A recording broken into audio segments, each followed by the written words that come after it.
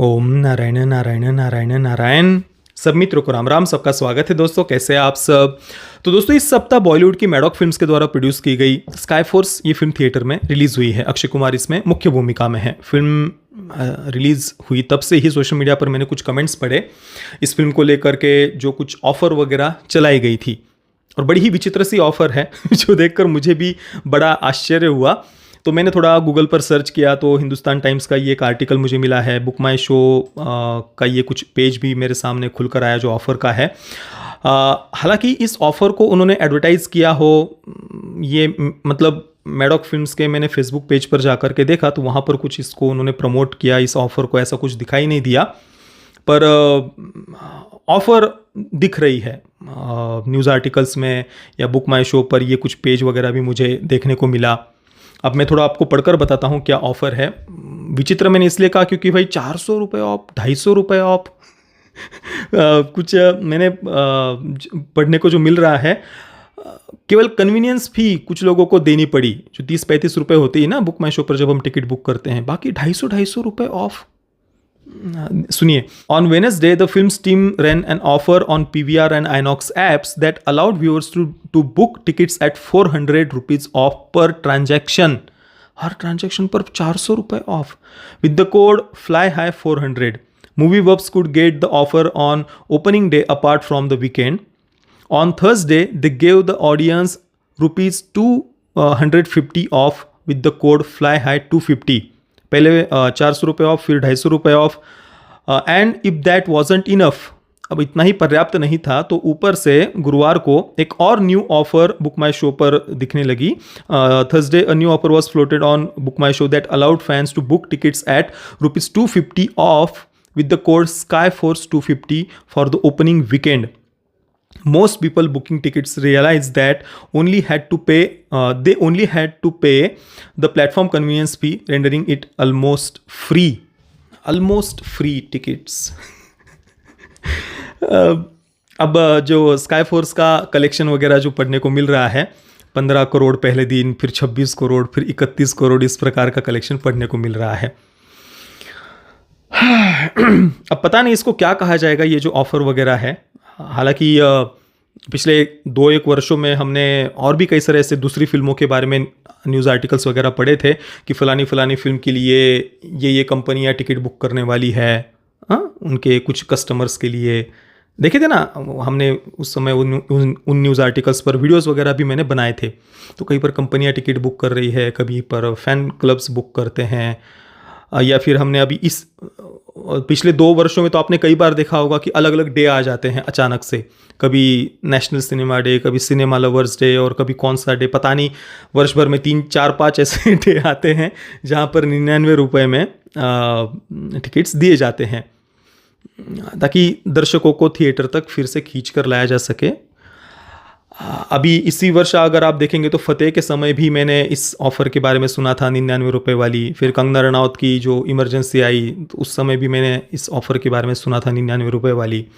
और फिर इस बार तो ये तो बड़ी विचित्र सी ही हद हो गई 400 रुपये ऑफ, 250 रुपये ऑफ, ऑलमोस्ट फ्री कह सकते हैं ऐसे टिकट्स को। अब आप ज़रा अपने हृदय पर हाथ रखकर सोचिए दोस्तों, क्या इस प्रकार से दर्शकों को थिएटर तक लाया जा सकता है क्या?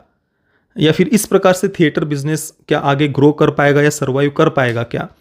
अपने कंटेंट में कोई सुधार नहीं लाना है, अपने कंटेंट में बदलाव नहीं लाना है, वहाँ पर प्रोपेगेंडा कंटेंट बनाते ही रहना है।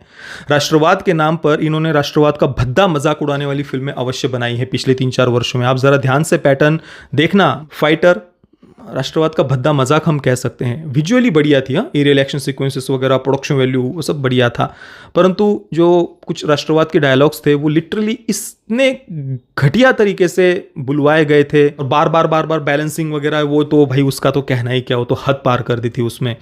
तो फाइटर हो, आदि पुरुष हो, सम्राट पृथ्वीराज हो, राष्ट्र कवच ओम, सत्यमेव जयते 2, गणपत, गांधी गोडसे, तेजस नाम की भी एक फिल्म आई थी, बड़ी ही विचित्र फिल्म थी, तथाकथित राष्ट्रवादी फिल्म थी वो और फिर OMG 2, सैम बहादुर, इनका वो वो क्या स्पाई यूनिवर्स जो कुछ भी है वो। ये जितने मैंने नाम बताए ना, ये सभी दिखावे के लिए सामने राष्ट्रवाद, और उसकी आड़ में इनका कुछ अलग ही प्रोपेगेंडा चल रहा था, बराबर ना। राष्ट्रवाद का मजाक उड़ाया जा रहा था, या फिर जो कुछ भी इनको उसकी आड़ में दूसरा ही कुछ दिखाना था वो दिखा रहे थे वो। अभी छावा का देखते हैं हम ट्रेलर, तो मुझे बिल्कुल भी सही नहीं लग रहा जिस प्रकार का ट्रेलर था।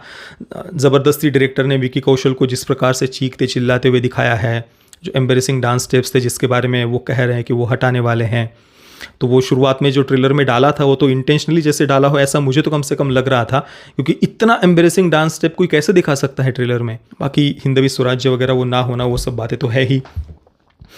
तो कंटेंट ढंग का बनाना नहीं है, राष्ट्रवाद के नाम पर राष्ट्रवाद का मजाक उड़ाने वाला कंटेंट बनाना है। और फिर क्या फिर ये 99 रुपये का ऑफ़र या 250 रुपये ऑफ, या फिर कुछ पिछले 2 वर्षों में जो हमने कुछ फिल्मों के बारे में सुना कि अलग अलग कंपनियां टिकट बुक कर रही है, कॉरपोरेट बुकिंग वगैरह, क्या इससे थिएटर बिजनेस सर्वाइव होगा या ग्रो करेगा? अगर कंटेंट सही हो, अच्छा हो, इनका ज़बरदस्ती का वोक एक्टिविज्म नहीं हो, तो दर्शक खुद खींच कर आते हैं भाई थिएटर तक। डबल टिकट प्राइस हो तो भी पुष्पा 2 जैसी फिल्म के समय, और उसका क्रेज ग्राउंड लेवल पर दिखता है।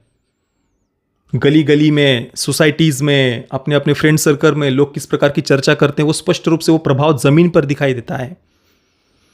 और फिर ऐसे ऑफर वगैरह के थ्रू जो कलेक्शंस हमें दिखते हैं, कुछ ऑफर के थ्रू हो या कॉर्पोरेट बुकिंग के थ्रू हो या कंपनी की तरह टिकट बुकिंग के द्वारा हो या वगैरह जो कुछ भी हो, क्या जनता के मन में वो जगह बना पाती है ऐसी फिल्में? स्काई फोर्स का बाकी आप हमारा रिव्यू देख लेना, मैंने वहाँ पर विस्तार से चर्चा की हुई है उसके बारे में। फिल्म देखकर तो ऐसा ही लग रहा था जैसे मरे मरे मन के साथ में फिल्म बनाई गई हो, कि चलो यार कुछ राष्ट्रवादी विचारधारा का बनाना है तो बना देते हैं। मरे मरे मन के साथ में वो जो एक भाव अंदर जगना चाहिए ना देशभक्ति पर, वो तो फिल्म कहीं पर भी नहीं जगा पाती है। एक तो परफॉर्मेंसेस बहुत ज़्यादा ख़राब थे सभी के। एक अक्षय कुमार का परफॉर्मेंस ठीक ठाक था, परंतु OMG 2 के बाद तो देखने का भी मन नहीं करता अक्षय कुमार की तरफ, जो भी है। बाकी मेरा तो बस कहने का तात्पर्य यही है कि भाई अपने कंटेंट में बदलाव लाओ, कुछ ज़मीन से जुड़ा हुआ कंटेंट बनाओ, अपने वोक प्रोपेगेंडा को छोड़ दो। और ये बात केवल कोई थिएटर तक की सीमित नहीं है, OTT पर भी जो बॉलीवुड का कंटेंट आता है ना, वो इतना गंदा, भद्दा और घिनौना होता है कि उस कंटेंट के कारण भी इस इंडस्ट्री का, बॉलीवुड का नाम खराब होता है। ऐसा मत समझना कि OTT का कंटेंट अलग है, नहीं, उससे प्रभाव पड़ता है भाई थिएटर बिजनेस पर। लोगों का इंप्रेशन बदल जाता है उन फिल्म मेकर्स की तरफ, एक्टर्स की तरफ देखने का, कि यार ये तो ऐसी यही गंदगी परोसते हैं, यही भद्दा कंटेंट बनाते हैं, तो यार इनका देखना ही नहीं है, थिएटर में भी जा करके नहीं देखना है, ये भाव होता है। तो ये OTT पर भी जो गंदगी फैला रहे हैं ना, उसका भी नुकसान थिएटर को ही होता है। OTT के कारण ये नुकसान नहीं हुआ है कि लोग घर में बैठकर आराम से फिल्में देख रहे हैं, ना ना, बात केवल वो नहीं है कि थिएटर घर में बैठ करके हम कंटेंट देख पाते हैं, नहीं। अगर वहाँ पर भी ढंग का कंटेंट ये इंडस्ट्री बनाए ना, तो इनके प्रति लोगों का कुछ तो थोड़ा बहुत सम्मान बढ़ेगा, और चलो यार देखते हैं। पर ये लोग OTT पर भी इतना गंदा और भद्दा कंटेंट बनाते हैं ना कि इनको दोबारा से थिएटर में जाकर देखने की इच्छा नहीं होती। और जिन्होंने OMG 2 को देखा है उनको पूछिए, अक्षम्य अपराध था वो फिल्म, तो अक्षम्य अपराध। बाकी ये जो ऑफर्स वगैरह है, जो कुछ भी है, वो पता नहीं क्या है। इस पर आपके विचार क्या है मुझे आप नीचे कमेंट में अवश्य बताना। वीडियो देखने के लिए आप सभी मित्रों का बहुत बहुत धन्यवाद। जय श्री राम, वंदे मातरम।